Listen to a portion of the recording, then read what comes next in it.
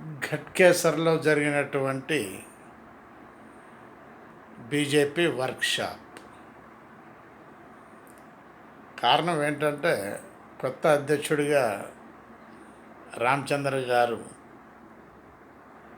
రావటం, BJP workshop మొదలుపెట్టడం. అంటే వారు ఫస్ట్ పునాదుల దగ్గర నుంచి మనం మొదలు పెడితే బాగుంటుంది అనే ఉద్దేశంతో రామచంద్రరావు గారు ఈ యొక్క వర్క్షాపులను పెట్టడం జరిగింది. మంచి పద్ధతే. బీజేపీ కార్యకర్తలు యాక్టివ్గా ఉండాలని చెప్పి వారు అనటం జరిగింది.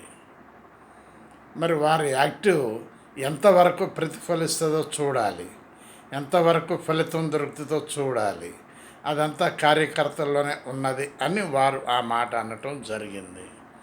మరి కార్యకర్తలు యాక్టివ్గా ఉండగలరా?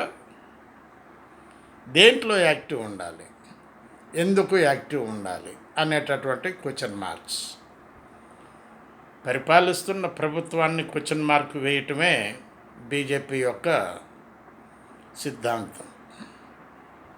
మంచిదే, ప్రజల్లో అవేర్నెస్ తీసుకురావాలి బీజేపీ ప్రభుత్వం. మరి తీసుకువస్తుందా?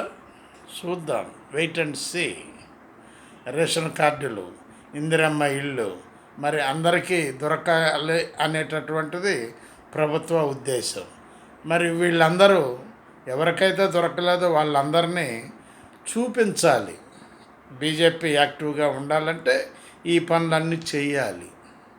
అప్పుడు ప్రజల్లో పలుకుబడి అనేటటువంటిది డెవలప్ అవుతుంది అని రామచంద్రరావు గారి సారాంశం.